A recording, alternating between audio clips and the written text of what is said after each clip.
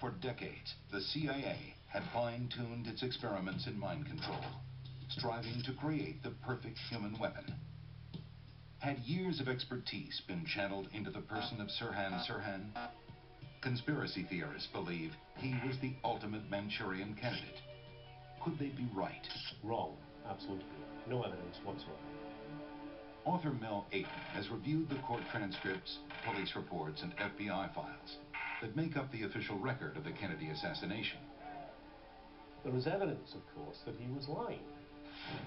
Sirhan, says Ayton, is a murderer, plain and simple.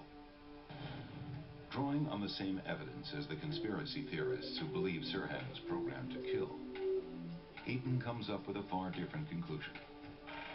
It's all a matter of interpretation.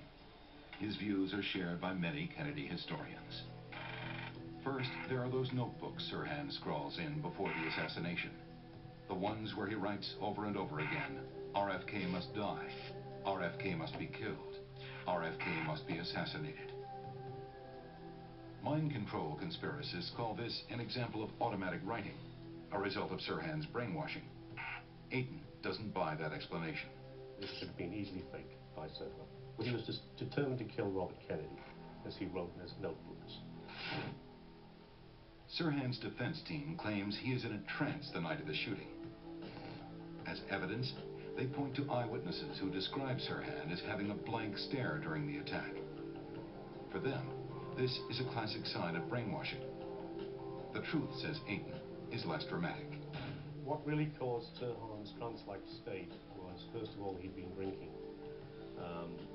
He'd had at least 4 Tom Collinses by his estimate, and perhaps more. And this made him lazy-eyed. Sirhan was drunk, and he admits he was drunk. Sirhan claims he was mesmerized by a strange kaleidoscope of mirrors and lights as he enters the Ambassador Hotel the night of the killing. For some of his defenders, it's evidence of hypnosis. For Ayton, it's much less. Very Hollywood, yes. But it's not true, and no one can prove that it is true.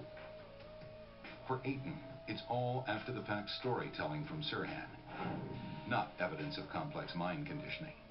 And then there's the girl Sirhan encounters as he goes in search of coffee.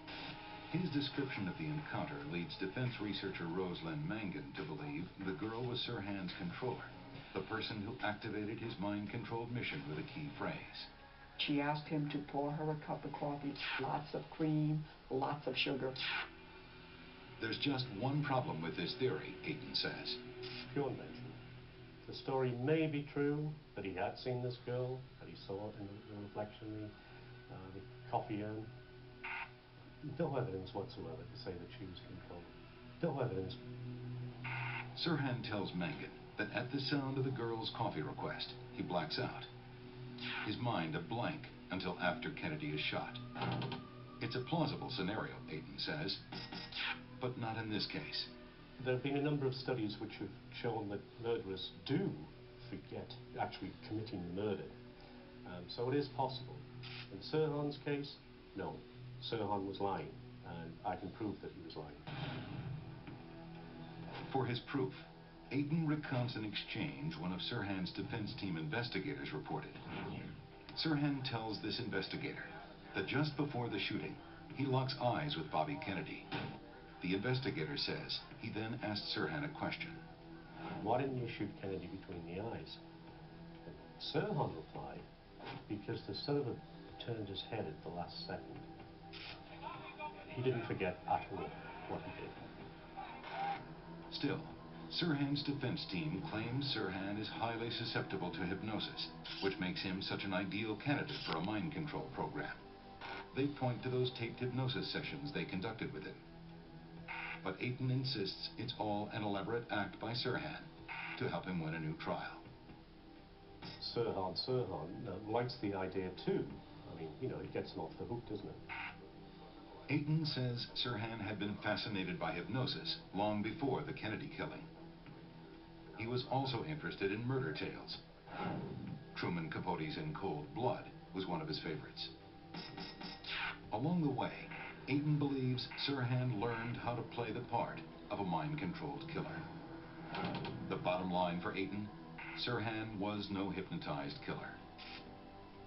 And as for the concept of a real-life Manchurian candidate, Aiton just doesn't see any evidence for it. Do I believe that you can hypnotize someone to commit murder? No. It's ironic that the idea of Sirhan as a remote-controlled killer first comes from Truman Capote. The author suggested it during his appearance on The Tonight Show shortly after the RFK assassination. From that moment, the theory catches on like wildfire. But the truth, Aiton suspects, is that Sirhan killed in cold blood. He was not assisted at all. There is absolutely no evidence that Sirhan was part of a conspiracy. In Aiton's view, Sirhan kills Kennedy because the young Palestinian is fanatical in his hatred of Israel. And he sees Kennedy as a supporter of Israel. Sirhan is no Manchurian candidate, Aiton says. He is America's first Arab terrorist.